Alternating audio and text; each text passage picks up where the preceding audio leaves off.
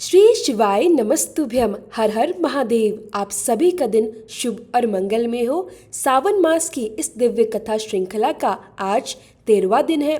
आज दिन है मंगलवार। आज का दिन और भी विशेष है क्योंकि आज सावन मास का दूसरा मंगला गौरी व्रत है और सावन मास की मासिक शिवरात्रि भी है। तो आप सभी भक्तजनों को शिवरात्रि और मंगला गौरी व्रत की ढेरों शुभकामनाएं। हमारे चैनल पर आप शिवरात्रि और मंगला गौरी व्रत की कथा भी जरूर सुनिएगा। आज के दिन हनुमान जी, माता पार्वती और शक्ति के अन्य पूज्य स्वरूपों की पूजा की जाती है। इस पावन दिन हम श्रद्धा और भक्ति के साथ भगवान शिव के वीरभद्र अवतार का ध्यान करते हैं, जो अधर्म और अन्याय के विरुद्ध खड़े होने वाले न्याय और वीरता के प्रतीक है। तो आइए अब मन में अटूट विश्वास और सच्ची श्रद्धा रखकर आज की प्रार्थना करते हैं। हे वीरभद्र शिव, हमें जीवन में साहस, निष्ठा और धर्म के प्रति दृढ़ता प्रदान करे। हे माँ पार्वती, हमें सहनशीलता, शक्ति और करुणा का वरदान दे। हे पवन सुत हनुमान, हमारे जीवन से भय, आलस्य और नकारात्मकता को दूर करे तथा हमारे भीतर भक्ति और सेवा की शक्ति को जागृत करे। यदि हमारी साधना, कथा या पूजन में कोई त्रुटि रह गई हो तो कृपया हमें क्षमा करे और हमें अपने श्री चरणों की शरण में सदैव स्थिर बनाए रखे। आज का ये मंगलवार शिव और शक्ति के अद्वितीय संतुलन को समर्पित है। एक और वीरता है और दूसरी ओर ममता। इन दोनों के मिलन से भक्ति का पूर्ण और दिव्य स्वरूप प्रकट होता है। तो आइए आज की पावन कथाओं का रसपान करने से पहले आज के पंचांग के बारे में जान लेते हैं। आज दिन है 11 अगस्त और दिन है मंगलवार। आज सावन मास के कृष्ण पक्ष की चतुर्दशी तिथि है। चतुर्दशी तिथि आज सुबह 4:54 से प्रारंभ हुई है, जो कि अगले दिन यानी बुधवार को सुबह 1:52 पर समाप्त होगी। आज ब्रह्म मुहूर्त सुबह 4:22 से 5:05 तक रहेगा। सूर्योदय का समय सुबह 5:48 पर और सूर्यास्त का समय शाम 7:04 पर। इसके अलावा आज राहु काल शाम 3:45 से 5:25 तक रहेगा। अब सुनिए आज की कथा।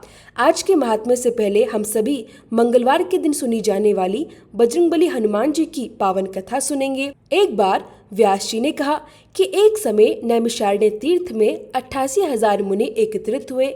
वे सभी पुराणों के ज्ञाता श्री सूत जी महाराज से बोले, हे महामुनि, आपने हमें अनेक पुराणों की कथाएं सुनाई हैं। अब आप कृपया करके हमें ऐसा व्रत और ऐसी कथा बताइए जिसके करने से संतान की प्राप्ति हो तथा मनुष्य के रोग, शोक, अग्नि और सभी प्रकार के दुखों का भय दूर हो जाए, क्योंकि कलयुग में सभी जीवों की आयु बहुत कम है। फिर उन्हें रोग, चिंता और अनेक प्रकार के कष्ट भी घेरे रहते हैं। ऐसे में वे अपना ध्यान श्री हरि के चरणों में भला कैसे लगा सकेंगे। तब श्री सूत जी बोले, हे मुनियों, आपने लोक कल्याण के लिए बहुत ही उत्तम प्रश्न किया है। एक बार धर्मराज युधिष्ठिर ने भी भगवान श्री कृष्ण से लोक कल्याण के लिए यही प्रश्न किया था। भगवान श्री कृष्ण और युधिष्ठिर के बीच जो वार्तालाप हुआ था, जो पावन संवाद हुआ था, वही मैं अब तुम्हारे सामने कहता हूँ। आप सभी ध्यान पूर्वक सुनो। एक समय पांडवों की सभा में श्री कृष्ण जी विराजमान थे। तब महाराज युधिष्ठिर ने भगवान श्री कृष्ण से प्रश्न किया, हे गोविंद, हे माधव, आपने मुझे अनेकों पावन कथाएं सुनाई हैं। आज आप कृपया करके मुझे ऐसा व्रत या ऐसी कथा सुनाइए जिसके करने से मनुष्य के रोग और चिंता का भय दूर हो जाए तथा उसे पुत्र की प्राप्ति हो। हे प्रभु, बिना पुत्र के जीवन व्यर्थ है। पुत्र के बिना मनुष्य नरकगामी होता है। पुत्र के बिना मनुष्य पितृ ऋण से छुटकारा नहीं पा सकता और ना ही उसका पुण्य नामक नरक से उद्धार हो सकता है। इसलिए हे प्रभु, कृपया करके कोई ऐसा पुत्रदायक व्रत बताइए। तब भगवान श्री कृष्ण इस प्रकार बोले, हे राजन, मैं आपको एक प्राचीन इतिहास सुनाता हूँ, आप उसे ध्यान पूर्वक सुनिए।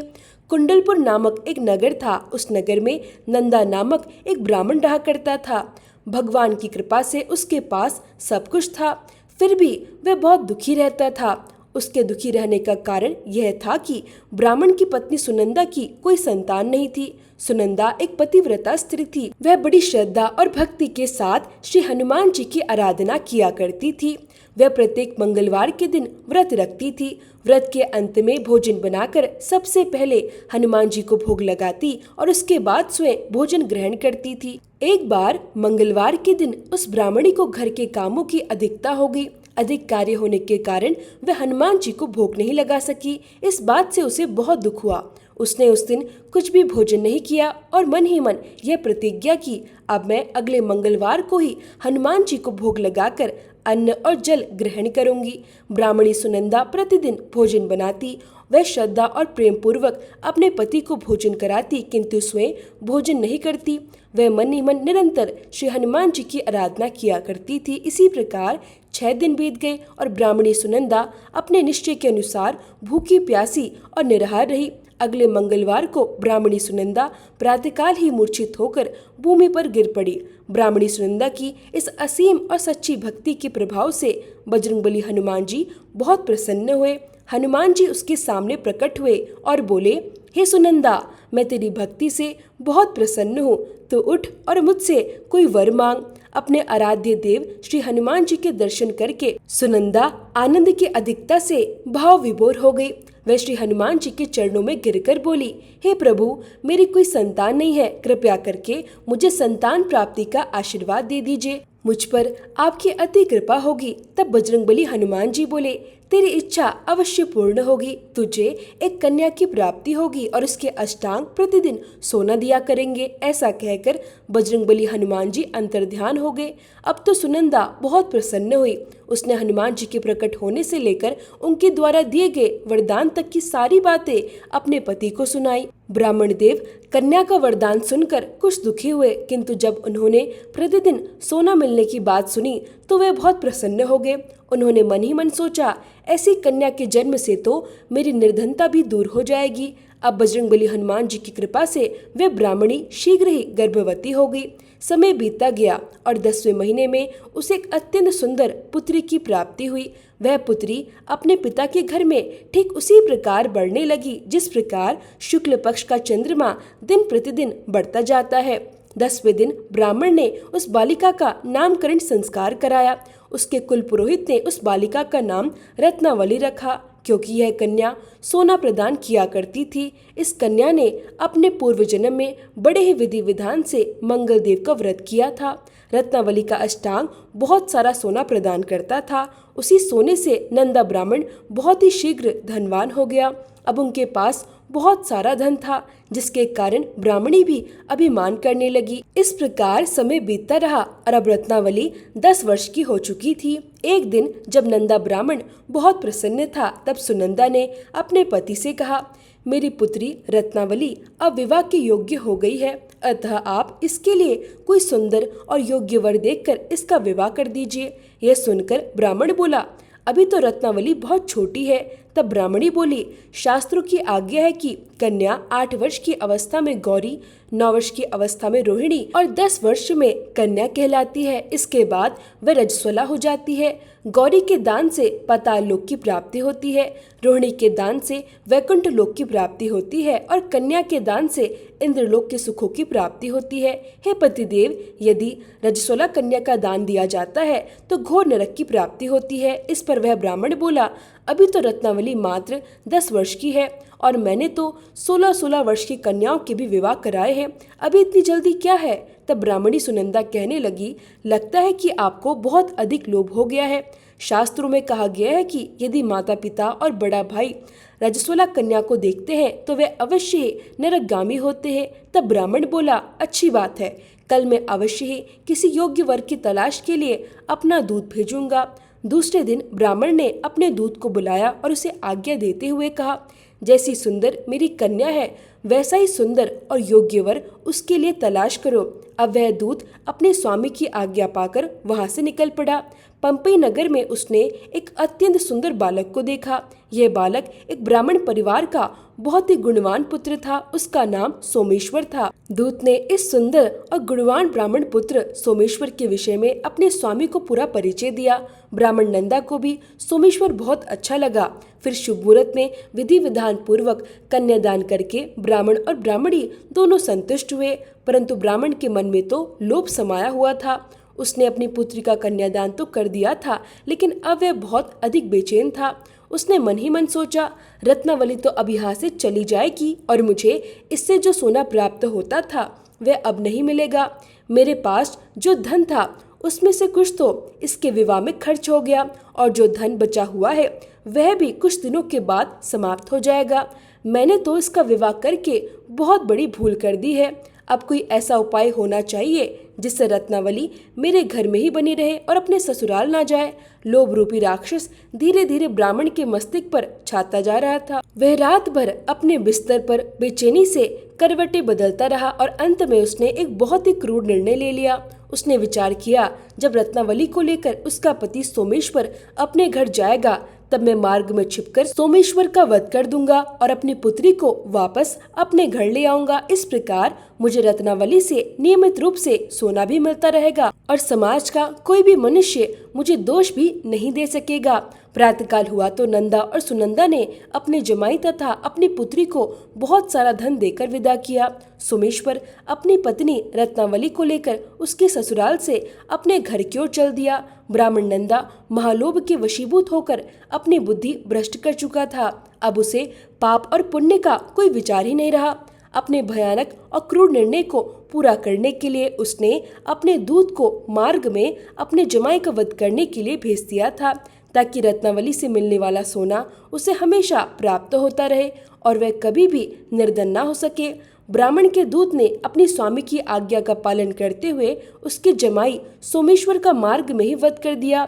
जब यह समाचार ब्राह्मण नंदा को मिला तो वह मार्ग में पहुंचा और अपनी रोती हुई पुत्री रत्नावली से बोला, हे पुत्री, मार्ग में लुटेरों ने तेरे पति का वध कर दिया है।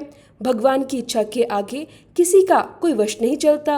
अब तू मेरे साथ घर चल और वहीं रहकर अपना शेष जीवन बिताना। जो भाग्य में लिखा होता है वही होकर रहता है। अपने पति की अकाल मृत्यु से रत्नावली बहुत अधिक दुखी हो गई। करुण रुंदन करते हुए और रोते रोते वह अपने पिता से कहने लगी, हे पिताजी, इस संसार में जिस स्त्री का पति नहीं होता उसका तो जीना ही व्यर्थ है। मैं अपने पति के साथ ही अपने शरीर को जला दूंगी और सती होकर अपने इस जन्म को अपने माता पिता के नाम को तथा अपने सास ससुर के यश को सार्थक करूंगी। ब्राह्मण नंदा अपनी पुत्री रत्नावली की यह वचन सुनकर बहुत दुखी हुआ। वह मन ही मन सोचने लगा, मैंने तो व्यर्थ ही अपने जमाई के वध का पाप अपने सिर पर ले लिया। रत्नावली तो अपने पति के पीछे अपने प्राण तक देने के लिए तैयार है। मेरा तो अब दोनों ओर से मरण हो गया। अब मुझे धन भी प्राप्त नहीं होगा और जमाई के वध के पाप के फल स्वरूप मुझे यम यातनाएं भी भुगतनी पड़ेंगी। यह सब सोचकर वह बहुत अधिक खिन्न और दुखी हो गया। इसके बाद सोमेश्वर की चिता बनाई गई। रत्नावली सती होने की इच्छा से अपने पति का सिर अपने गोद में रखकर चिता में बैठ गई। जैसे ही सोमेश्वर की चिता को अग्नि लगाएगी वैसे ही रत्नावली की पति भक्ति से प्रसन्न होकर मंगलदेव वहां प्रकट हुए। मंगलदेव ने कहा, हे रत्नावली, मैं तेरी पति भक्ति से बहुत प्रसन्न हूँ, तू मुझसे कोई वर मांग। रत्नावली ने मंगलदेव से अपने पति के जीवन का दान मांग लिया। तब मंगलदेव बोले, हे रत्नावली, तेरा पति अजर अमर होगा, यह महाविद्वान भी बनेगा। इसके अलावा तेरी जो भी इच्छा हो वह वर भी मांग ले। तब रत्नावली बोली, हे ग्रहों के स्वामी, यदि आप मुझ पर प्रसन्न है तो मुझे यह वरदान दीजिए कि जो भी मनुष्य मंगलवार के दिन प्रातःकाल लाल पुष्प और लाल चंदन से आपकी पूजा करके आपका स्मरण करे, उसे कोई रोग और व्याधि ना हो, उसका अपने स्वजनों से कभी वियोग न हो, उसे सर्प, अग्नि और शत्रु का कोई भय न रहे, और जो स्त्री मंगलवार का यह व्रत करे वह कभी विधवा न हो। रत्नावली के वचन सुनकर मंगलदेव ने कहा, तथास्तु। इसके बाद मंगलदेव वहीं अंतर्ध्यान हो गए। मंगलदेव की कृपा से सोमेश्वर पुनः जीवित हो उठा। अब रत्नावली अपने पति को पुनः प्राप्त करके बहुत प्रसन्न हुई। वह प्रत्येक मंगलवार को मंगलदेव का व्रत करती रही और व्रतराज तथा मंगलदेव की कृपा से इस लोक में सुख और ऐश्वर्य का भोग करते हुए अंत में अपने पिता के साथ स्वर्गलोक को चले गई। सभी प्रेम से बोले, बजरंगबली हनुमान की जय। अब शुरू करते हैं आज का अध्याय। महादेव जी कहते हैं, महादेवी, गौतमेश्वर के स्थान से देवेश्वर भगवान दैत्यसूदन के समीप जाना चाहिए, जो प्रभास क्षेत्र में निवास करने वाले सभी प्राणियों के पापों को नाश करते हैं। भगवान दैत्यसूदन सभी के कार्यों की सिद्धि करने वाले हैं। भयंकर भवसागर में पड़े हुए प्राणियों को पार उतारने के लिए वे एक सुदृढ़ जहाज की तरह स्थित है। पार्वती, वट वृक्ष, कल्प वृक्ष, वैदुरी पर्वत, भगवान दैत्यसूदन तथा महामुनि मार्कंडेय, इनका 7 कल्पों तक क्षय अथवा विनाश नहीं होता। दैत्य सुदन से बढ़कर दूसरा कोई देवता इस पृथ्वी पर है ही नहीं। उनका क्षेत्र यवाकार है। वह सभी पातकों का नाश करने वाला, ऋषि मुनियों से सेवित तथा यक्ष, विद्याधर और नागगण का आश्रय है। जो मनुष्य इस क्षेत्र में मृत्यु को प्राप्त होते हैं वे सभी स्वर्गलोक में जाते हैं। वहाँ जो कुछ भी दान, होम, जप और तप आदि किया जाता है वे 7 कल्पों तक अक्षय बना रहता है। जो वहाँ भगवान विष्णु की प्रीति के लिए विधि पूर्वक एक ब्राह्मण को भी भोजन कराएगा उसे 1 करोड़ ब्राह्मणों को भोजन कराने का फल प्राप्त होगा। जो मनुष्य वहाँ भक्ति पूर्वक उपवास करता है उसे एक ही उपवास से 10,000 उपवासों का फल मिल जाता है। जो मनुष्य कार्तिक मास की द्वादशी को चक्र तीर्थ में स्नान करके इंद्र संयम पूर्वक उपवास और विधिवत भगवान विष्णु की पूजा करता है वह सभी पातकों से मुक्त हो जाता है। पार्वती जी ने पूछा, भगवान श्री विष्णु का दैत्य सुदन नाम किस समय और किस प्रकार हुआ? तब महादेव जी बताने लगे, देवी, भगवान दैत्य सुदन विष्णु के नाम अनादि और अनंत है। प्रत्येक कल्प में उनके नए नए नाम प्रसिद्ध होते हैं। पूर्व काल में उनका नाम श्रियाव्रत था, दूसरे कल्प में वामन हुआ, तीसरे में वे वज्रांग कहलाए, चौथे में कमलाप्रिय नाम हुआ, 5वें में दुखहर्ता, 6ठे में पुरुषोत्तम और 7वें कल्प में वे दैत्य सुदन नाम से प्रसिद्ध हुए। पूर्व काल में देवताओं और असुरों में बड़ा भारी युद्ध हुआ। उसमें देवकंटक दानवों से पराजित होकर सभी देवता क्षीर सागर में निवास करने वाले श्री हरि की शरण में गए और प्रणाम करके उनकी इस प्रकार स्तुति करने लगे। देवता गण कहने लगे, हे देव जगन्नाथ, आपकी जय हो। आप दैत्यों और असुरों का मान मर्दन करने वाले हैं। आपने ही वराह रूप धारण करके इस पृथ्वी का उद्धार किया था। मत्स्य रूप से आपने ही समुद्र के जल से वेदों का उद्धार किया। जब क्षीर सागर का मंथन हो रहा था उस समय क्रूम रूप धारण करके आपने अपनी पीठ पर मद्रांचल उठाया और लक्ष्मी जी का उद्धार किया। आपको नमस्कार है, आप लक्ष्मीपति हैं। लक्ष्मी जी ने आपका आश्रय लिया हुआ है। देव, आप पीड़ितों की पीड़ा का नाश करने वाले हैं। आपने वामन रूप धारण करके बलि को बांधा है और वराह रूप से महादैत्य हिरण्याक्ष का भी वध किया है। आपने ही नरसिंह रूप से हिरण्यकश्यप को आकाश में धारण करके मारा है। आप ही संपूर्ण देवताओं के मूल है। प्रभु महादेव, आपने ही समस्त संसार का उद्धार किया है। पार्वती, यह स्तोत्र सुनकर कमल नयन भगवान विष्णु ने ब्रह्मा आदि देवताओं से कहा, देवगण, तुम दानवों का भय छोड़ दो, मैं शीघ्र ही उनका संहार करूंगा। ऐसा कहकर श्री विष्णु देवताओं के साथ वहां आए और चक्र द्वारा अलग अलग सभी दानवों का संहार आरंभ कर दिया। यह देखकर सभी दानव भय से विकल होकर भागने लगे। प्रभास क्षेत्र में आकर फिर उन्होंने समुद्र की शरण ली। भगवान ने अपने चक्र से सभी दैत्यों का सफाया कर डाला। उनके मारे जाने पर देवताओं, ब्राह्मणों तथा तपस्वी जनों का कल्याण हुआ। संसार की व्याकुलता दूर हुई और सबका मन भी स्वस्थ हो गया।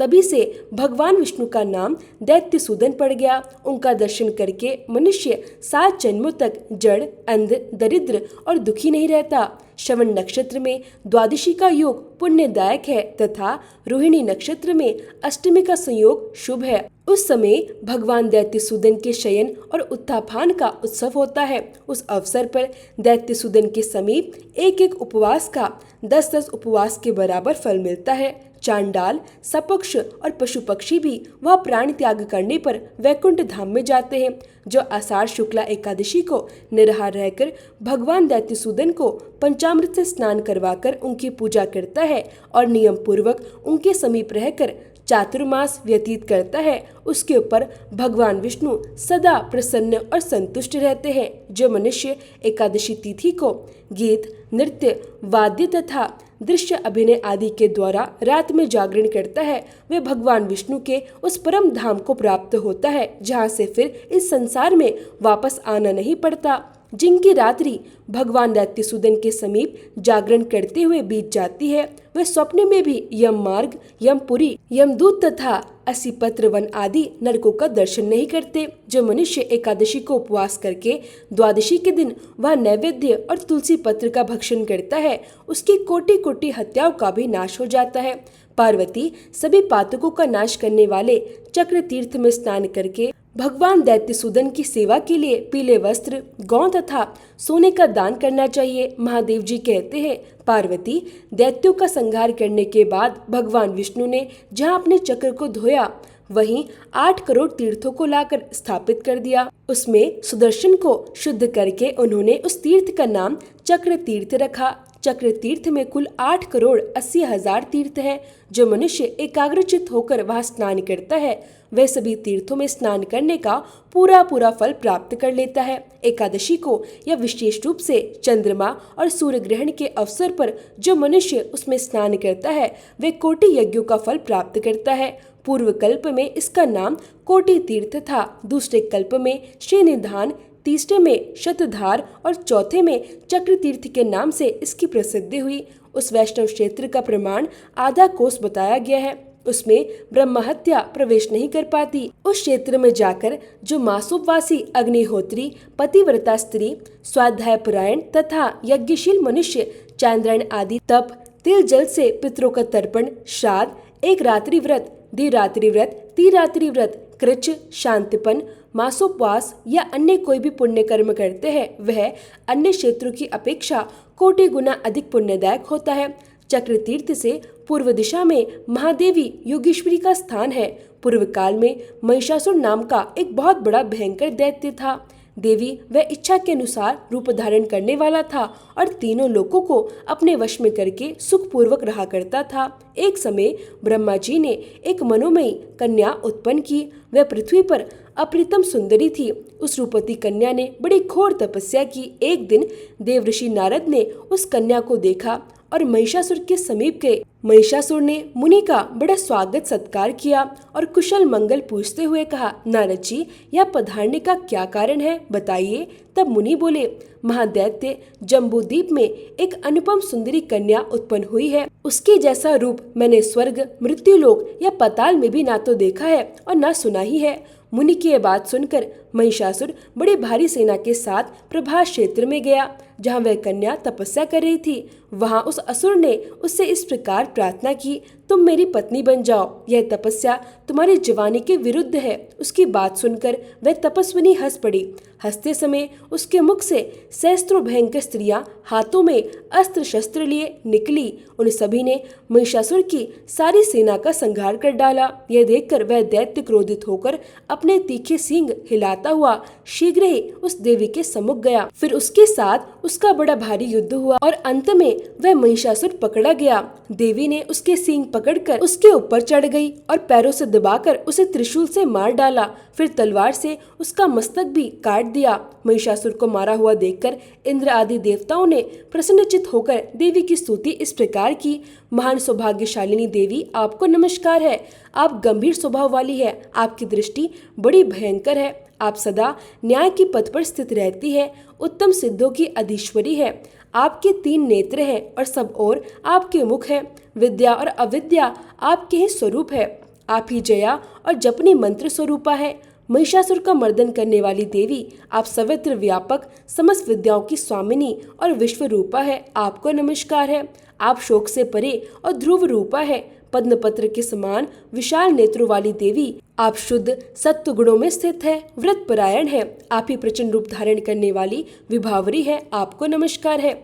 देवताओं की इस प्रकार स्तुति करने पर देवी ने मुस्कुराते हुए कहा, देवतागण उत्तम वर मांगो। तब देवता बोले, देवी जो श्रेष्ठ मनुष्य यहाँ इस स्तोत्र के द्वारा आपकी स्तुति करे वे पूर्ण काम हो और इस क्षेत्र में आपका सदा निवास करे। तब तथास्तु कहकर देवी ने देवताओं और महर्षियों को विदा किया और स्वयं वहीं रहने लगी। जो मनुष्य अश्विन शुक्ल नवमी को उपवास करके भक्ति भाव से योगेश्वरी देवी का दर्शन करता है उसका पाप तुरंत ही नष्ट हो जाता है। जो मनुष्य प्रातःकाल उठकर इस स्तोत्र को पढ़ता है उसे जीवन भर भय का सामना नहीं करना पड़ता। आश्विन शुक्ला अष्टमी यदि मूल नक्षत्र से युक्त हो तो महाअष्टमी मानी गई है। वह तीनों लोकों में अत्यंत दुर्लभ है। उस दिन जगदम्बा का पूजन करके मनुष्य अपने शत्रु पर विजय प्राप्त कर लेता है। भगवान श्री वैद्यनाथ ज्योतिर्लिंग का मंदिर जिस स्थान पर स्थित है उसे वैद्यनाथ धाम कहा जाता है और यह स्थान झारखंड प्रांत पूर्व में बिहार प्रांतम के संथाल परगना में दुमका नामक जनपद में पड़ता है। आइए जानते हैं ज्योतिर्लिंग स्थापना की कथा के बारे में। एक बार राक्षस राज रावण ने हिमालय पर आकर भगवान शिव के दर्शन प्राप्त करने की इच्छा से बड़ी घोर तपस्या की। उसने एक एक करके अपने सिर काटकर शिवलिंग पर चढ़ाना शुरू कर दिया। इस प्रकार उसने अपने 9 सिर वहां काटकर चढ़ा दिए। जब वहां अपना 10वां और अंतिम सिर काटकर चढ़ाने के लिए तैयार हुआ, तब भगवान शिव अति प्रसन्न और संतुष्ट होकर उसके सामने प्रकट हो गए। शीश काटने को तैयार रावण का हाथ पकड़कर उन्होंने उसे ऐसा करने से रोक दिया। उसके 9 सिर भी पहले की तरह जोड़ दिए और अत्यंत प्रसन्न होकर उसे वरदान मांगने को कहा।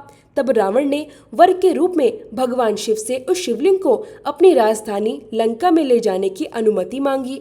तब भगवान शिव ने उसे ये वरदान तो दे दिया, लेकिन साथ ही एक शर्त भी उसके साथ रख दी। कहने लगे, तुम शिवलिंग को तो ले जा सकते हो, किंतु यदि रास्ते में इसे कहीं भी रख दोगे तो यह वहीं अचल हो जाएगा। तुम फिर से उसे कभी उठा नहीं सकोगे। रावण इस बात को स्वीकार कर बड़ी प्रसन्नता के साथ उस शिवलिंग को उठाकर लंका के लिए चल पड़ा। चलते चलते मार्ग में उसे एक जगह लघु शंका के लिए जाना पड़ा। वह उस शिवलिंग को एक अहिर के हाथ में थमाकर लघु शंका के निवृत्ति के लिए चला गया। उस अहिर को शिवलिंग का भार बहुत अधिक लगा और वह उसे संभाल नहीं सका। मजबूर होकर उसने शिवलिंग को वहीं भूमि पर रख दिया। उधर जब रावण वापस लौट कर आया, तब बहुत प्रयास करने के बाद भी उस शिवलिंग को किसी प्रकार उठा नहीं सका। अंत में थककर उस पवित्र शिवलिंग पर अपने अंगूठे का निशान बनाकर उसे वहीं छोड़कर वापस लंका को लौट गया। तत्पश्चात ब्रह्मा विष्णु आदि देवताओं ने वहां आकर उस शिवलिंग का पूजन किया। इस प्रकार वहां उसकी प्रतिष्ठा कर वे सभी अपने अपने धाम को लौट गए। यह ज्योतिर्लिंग श्री वैद्यनाथ के रूप में पूजा जाता है। श्री वैद्यनाथ ज्योतिर्लिंग के दर्शन करने से अनंत गुना पुण्य की प्राप्ति होती है। ये 11वां अंगुल ऊंचा है। इसके ऊपर अंगूठे के आकार का गड्ढा है। कहा जाता है कि यह वही निशान है जिसे रावण ने अपने अंगूठे से बनाया था। यहाँ दूर दूर से तीर्थों का जल लाकर चढ़ाने का विधान है। रोग मुक्ति के लिए भी वैद्यनाथ ज्योतिर्लिंग की महिमा बहुत प्रसिद्ध है। पुराणों में बताया गया है कि जो भी मनुष्य इस ज्योतिर्लिंग के दर्शन करता है, उसे अपने समस्त पापों से छुटकारा मिल जाता है और भगवान शंकर की कृपा से वह सारी बाधाओं, समस्त रोग शोक और दुखों से छुटकारा पा जाता है। जय भोलेनाथ। आज के अध्याय में बस इतना ही। इसके आगे का वृतांत आप सभी अगले अध्याय में जरूर सुनिएगा। अब सुनिए शिव चालीसा का पाठ। श्री गणेश गिरिजा सुवन मंगल मूल सुजान, कहत अयोध्या दास तुम देहु अभय वरदान। जय गिरिजापति दीन दयाला, सदा कृत संतन प्रतिपाला। भाल चंद्रमा सोहतनी के, कानन कुंडल नागफनी के। अंग गौर शीर गंग बहाए, मुंड मातन शार लगाए। वस्त्र खाल बागंबर सोहे, छवि को देखी नागमन मोहे। मेना मातु की हवे दुलारी, बाम अंग सोहत छवि न्यारी। कर त्रिशूल सोहत छवि भारी, करत सदा शत्रुवन शयकारी। नंदी गणेश सोहे तह कैसे, सागर मध्य कमल है जैसे। कार्तिक श्याम और गणराऊं, या छवि को कही जात ना गाऊं। देवन जब ही जाए पुकारा, तभी दुख प्रभु आप निवारा। किया उपद्रव तारक भारी, देवन सब मिली तुम ही जुहारी। तुरत षडानन आप पठायो, लविनी मेष महामारी गिरायो। आप जलंधर असुर संहारा, सुयश तुम्हारा विदित संसारा। त्रिपुरासुर सन्न युद्ध मचाई, सभी कृपा कर लीन बचाई। किया तप ही भागीरथ भारी, पुरप प्रतिज्ञा तासु पुरारी। दानिन मह तुम सम कोउ नाही, सेवक स्तुति करत सदा ही। वेद नाम महिमा तब गाई, अकथ अनादि भेद नहीं पाई। प्रकटी उदधि मंथन में ज्वाला, जरत सुरासुर भय विहाला। किन्हीं दयातः करी सहाय, नीलकंठ तब नाम कहाई। पूजन रामचंद्र जब कीना, जीत के लंक विभीषण दीना। सहस कमल में हो रहे धारी, किन्हें परीक्षा तब ही पुरारी। एक कमल प्रभु राख्यो जोई, कमल नयन पूजन चह सोई। कठिन भक्ति देखी प्रभु शंकर, भय प्रसन्न दिए इच्छित वर। जय जय जय अनंत अविनाशी, करत कृपा सबके घटवासी। दुष्ट सकल नित मोहि सतावे, भ्रमत रहो मोहि चैन न आवे। त्राहि त्राहि में नाथ पुकारो, यही अवसर मोहि आनो बारो। ले त्रिशूल शत्रुवन को मारो, संकट से मोही आनो बारो। माता पिता भ्राता सब होई, संकट में पूछत नहीं कोई। स्वामी एक है आस तुम्हारी, आए हरहु मम संकट भारी। धन निर्धन को देत सदा ही, जो कोई जाचे सो फल पाही। स्तुति के ही विधि करे तुम्हारी, शमुनाथ अब चूक हमारी। शंकर हो संकट के नाशन, मंगल कारण विघ्न विनाशन। योगी यति मुनि ध्यान लगावे, शारद नारद शीश नवावे। नमो नमो जय नमः शिवाय, सुर ब्रह्मादिक पार न पाए। जो ये पाठ करे मन लाई, तापर होत है शंभु सहाय। तृणिया जो कोई हो अधिकारी, पाठ करे सो पावनहारी। पुत्रहीन कर इच्छा जोई, निश्चय शिव प्रसाद ते ही होई। पंडित त्रयोदशी को लावे, ध्यान पूर्वक होम करावे। त्रयोदशी व्रत करे हमेशा, ताके तन नहीं रहे कलेशा। धूप दीप नैद्य चढ़ावे, शंकर सम्मुख पाठ सुनावे। जन्म जन्म के पाप नसावे, अंत धाम शिवपुर में पावे। कहे अयोध्या दास आज तुम्हारी, जाने सकल दुख हरू हमारी। नित नेम कर प्रातः ही, पाठ करो चालीसा। तुम मेरी मनोकामना पूर्ण करो जगदीसा। मकसर छठी हेमंत ऋतु, संवत 64 जान। स्तुति चालीसा शिव ही, पूर्ण कीन कल्याण। ओम जय शिव ओमकारा, प्रभु जय शिव ओमकारा। ब्रह्मा विष्णु सदा शिव, अर्धांगी धारा। ओम जय शिव ओमकारा, एकानन चतुरानन पंचानन राजे।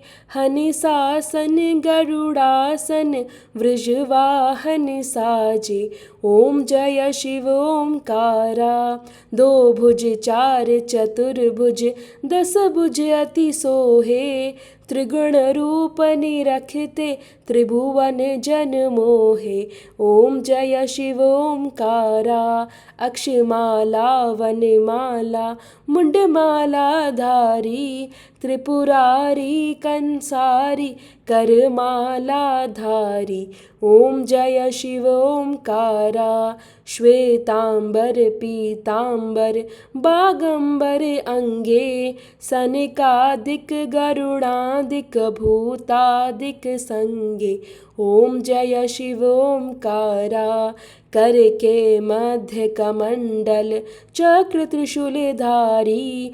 जग करता जग भरता, जग संहार करता। ओम जय शिव ओमकारा, ब्रह्मा विष्णु सदा शिव, जानत अविवेका। प्रणवाक्षर के मध्य, ये तीनों एका। ओम जय शिव ओमकारा, पर्वत सोहे पार्वती, शंकर कैलासा। भांग धतूरे का भोजन, भस्मी में वासा। ओम जय शिव ओमकारा, जटा में गंग बहत है, गल मुंडन माला। शेष नाग लिपटावत, ओढ़त मृग छाला।